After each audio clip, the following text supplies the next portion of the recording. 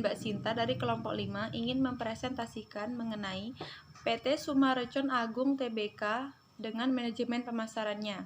Langsung saja, lebih dari 38 tahun, Sumarecon telah sukses mengembangkan 3 kawasan yang berkembang sedemikian pesat, yaitu Sumarecon Kelapa Gading, Sumarecon Serpong, dan Sumarecon Bekasi.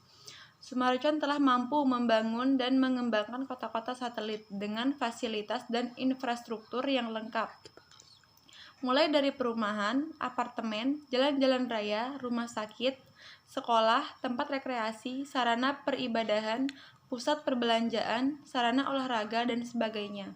Namun, dari serangkaian keberhasilan tersebut, tidak ada yang menjamin kesuksesan perusahaan di masa depan. Karena itu, Sumarecon justru melihat urgensi lain yang lebih krusial, yaitu di balik kesuksesan masa lalu tersebut terdapat sebuah agenda besar yang harus dijalani, yaitu puluhan tahun ke depan.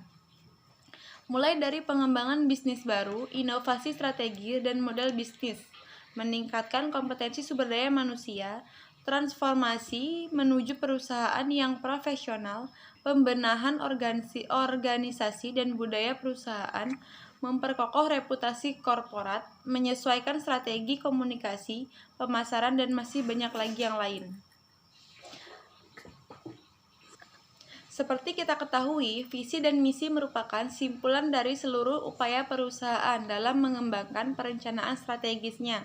Dan saat ini, PT Sumarecon Agung memilih visi sebagai berikut, yaitu menjadi crown jewel di antara pengembangan properti di Indonesia yang secara berkelanjutan memberikan nilai ekonomi yang optimal kepada pelanggan, karyawan, pemegang saham, dan pemangku kepentingan lainnya, serta juga berperan dalam menjaga lingkungan dan menjalankan tanggung jawab sosial.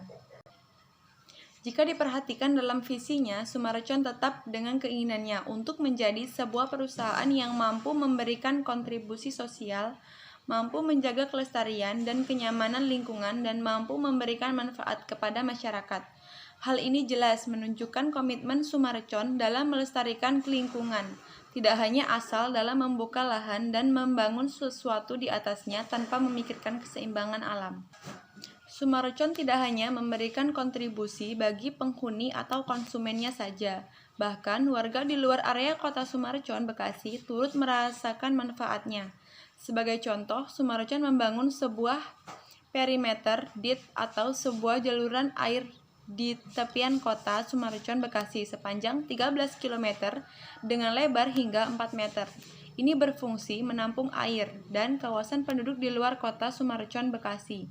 Sedangkan untuk pengendalian banjir, air dari dalam kawasan kota Sumarecon, Bekasi ditampung alam 3 reflection pond atau 3 buah danau buatan seluas lebih dari 10 hektar. Dan ada wastewater treatment plant, di mana instalasi ini dibangun untuk mengolah limbah rumah tangga dan air kotor dari sumber lain menjadi air bersih. Dilihat dari sejumlah kegiatan inti pemasarannya, Sumarecon Bekasi memiliki perbedaan dengan para pengembang lainnya. Sumarecon cenderung tidak menggunakan pemasaran dalam bentuk printing issue. Sumarecon tidak menggembar-gemborkan mengenai keuntungan dalam bentuk naiknya nilai investasi tanah dan bangunan pada unit-unit produknya. Sumarecon justru lebih memperbanyak kegiatan yang lebih memanjakan konsumen, bahkan masyarakat umum pun dapat untuk merasakan kenyamanan sebagai efek dari kegiatan atau acara-acara yang dilakukan Sumarecon untuk kota Sumarecon, Bekasi. Mungkin itu saja yang dapat saya sampaikan. Selanjutnya akan dilanjutkan oleh Mbak Sinta kepada pemateri 2. Assalamualaikum warahmatullahi wabarakatuh. Nama saya Novia Sinta Melisa, NPM 17020404064, akan mempresentasikan hasil makalah kelompok kami. Yang pertama, ada hasil analisis situasi pasar.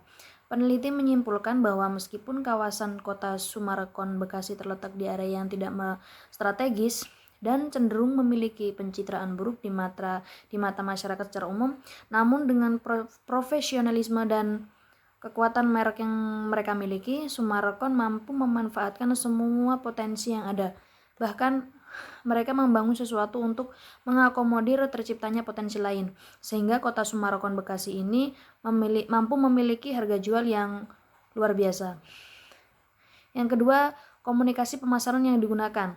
Komunikasi pemasaran utama yang mereka gunakan atau yang Sumarekon gunakan adalah komunikasi pemasaran sosial, di mana komunikasi pemasarannya memiliki kontribusi terhadap kesejahteraan sosial, lalu digunakan juga penjualan pribadi, pemasaran langsung yang dilakukan oleh staf pemasaran, dan juga perusahaan-perusahaan agen properti yang bekerja sama dengan Sumarekon.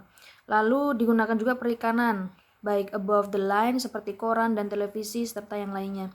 Yang ketiga, pelaksanaan komunikasi pemasaran. Dalam pemasaran sosial, salah satu bagian yang bertanggung jawab untuk menanganinya yaitu tim di Town Management Kota Sumarekon Bekasi.